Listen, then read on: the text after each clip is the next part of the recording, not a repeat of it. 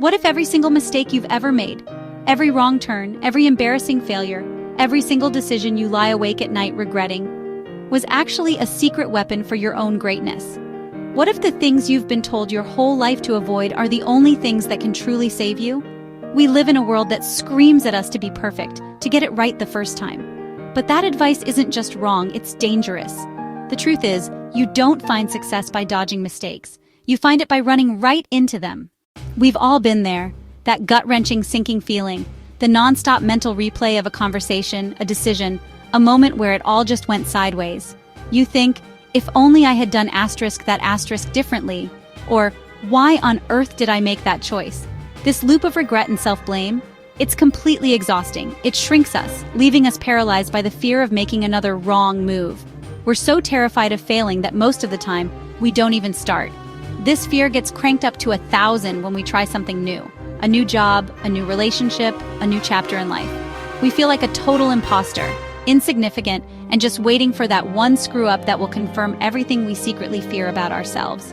This weight doesn't just hang around at the office. It follows us home, poisoning our relationships and our peace of mind. But what if this way of thinking is completely backward? What if mistakes aren't even real in the way we think they are? When we call something a mistake, we're judging ourselves against some fantasy, some imaginary perfect path. We're comparing our reality to a daydream, and that's a recipe for guilt. But a meaningful life isn't a straight line. It's a messy, winding, beautiful road, and the wrong turns are where the magic happens. They aren't failures, they're feedback. Let me tell you a story.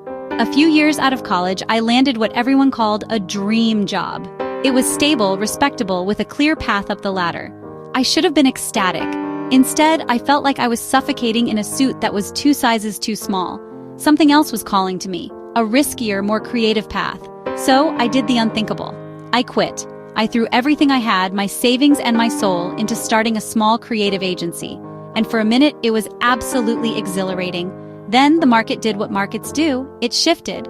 A huge client backed out, and within 6 months, my dream had turned into a massive pile of debt and what felt like terminal failure. The aftermath was brutal. I wasn't just broke, I felt broken. I started dodging calls from my family because I couldn't bear the "I told you so's," even the ones they didn't say out loud. The shame was a physical weight. I'd lie awake at night, my mind turning into this merciless courtroom where I was the prosecutor, the defendant, and the judge, just reliving every bad decision on a loop. I had made a huge life-altering mistake, and I felt like a complete idiot. I had gambled and lost big time. I was sure my professional life was over before it even got going. But then, something weird started to happen. In the quiet humility of hitting rock bottom, I was forced to just be still. With my ego totally shattered, I started to actually listen for the first time. I took a simple, no-pressure job to pay the bills. By every conventional measure, it was a major step down, but it gave me something my dream job never could: perspective. That wrong choice, the one that led to a humiliating failure, ended up being the best lesson I ever learned. It showed me what I was really good at, and more importantly, what I was truly passionate about. I found out that I loved the strategy behind the creative work more than the work itself. I was good at seeing the big picture, a skill I would have never found if my first business hadn't gone down in flames. This mistake wasn't the end. It was the start of a much better story.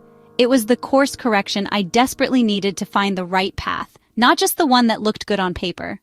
My next big mistake was a quieter one, way more personal. For years, I was in a relationship that looked perfectly fine from the outside, but on the inside, it was slowly chipping away at my sense of self. It wasn't some loud, dramatic implosion. It was a death by 1,000 tiny compromises, a gradual dimming of my own light just to keep the peace. The real wrong choice wasn't getting into the relationship, but staying in it for way too long, because I was scared of being alone and terrified of hurting someone else. When it finally ended, the silence was deafening. I just felt like a massive failure. I'd poured years of my life into something that just fell apart. The shame was overwhelming, and I pointed it all inward.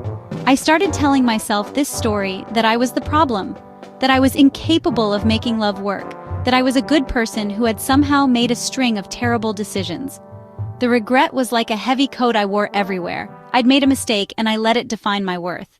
But in that painful loneliness, I was forced to finally face the one person I'd been avoiding for years, myself. Instead of trying to bury the regret, I decided to lean in and ask what the pain was trying to teach me. I started asking better questions. Not, why did I do that, but what did I learn from that? The answer changed my life. The mistake wasn't the relationship. It was my complete lack of self-compassion inside of it. By staying for the wrong reasons, I had taught myself that my needs always came second. The failure of that relationship was the only thing strong enough to shatter that pattern. It forced me to learn how to stand up for myself, how to set boundaries, and how to find my worth from within, not from someone else's approval. This huge mistake became my greatest teacher in self-love. It taught me that resilience isn't about never falling, it's about how you get back up. It taught me to separate what I did from who I am. I was still a good person, even though I'd made a choice that had a painful outcome. This wasn't a story about romantic failure. It was the origin story of my own self-respect. My stories aren't special, they're human. We all trip, we all fall. But the people who achieve true greatness in any part of life are the ones who have mastered the art of the comeback. It's not that they fail less, they just have a better relationship with failure. They see mistakes not as a judgment on their character, but as critical data for their growth. So how do we get there? It really comes down to 4 key ideas.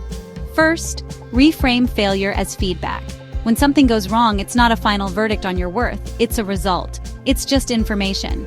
Thomas Edison famously said, "I have not failed, I've just found 10,000 ways that won't work." So analyze what happened without judging yourself.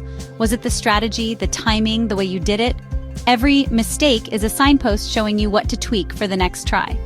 Second, own your story, but don't let it own you.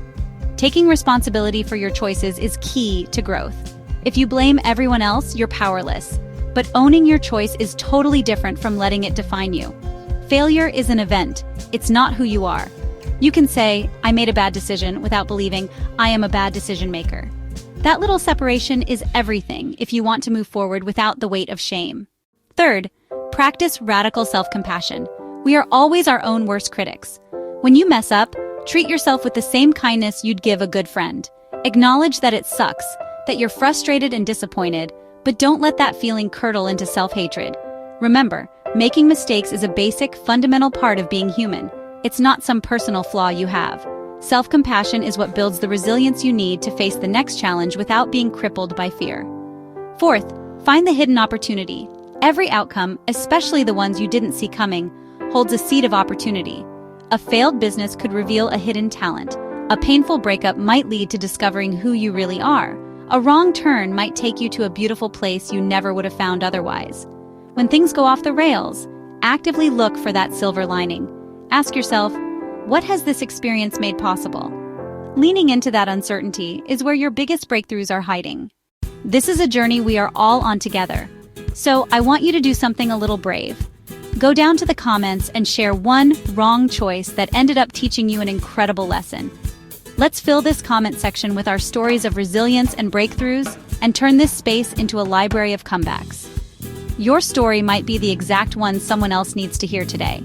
And hey, if this message hit home for you, if you're ready to stop being afraid of your mistakes and start using them for fuel, make sure you subscribe to the channel. We're building a community here that's all about real, honest self-improvement. The road to greatness isn't about building a perfect, flawless record. It's about building a mindset that can turn any setback into a setup for a comeback. Your past doesn't have to be a source of shame. It can be your greatest source of wisdom. Your wrong choices aren't liabilities. They are your greatest assets. They have carved you, shaped you, and taught you things that success never, ever could. So please let go of the idea that you could have or should have done things differently. You are right here, in this moment. And that is where all your power is. Embrace your crooked path. Forgive yourself for not knowing then what you know now. Because every single choice, every detour, every glorious mistake has led you right here to the person you are today.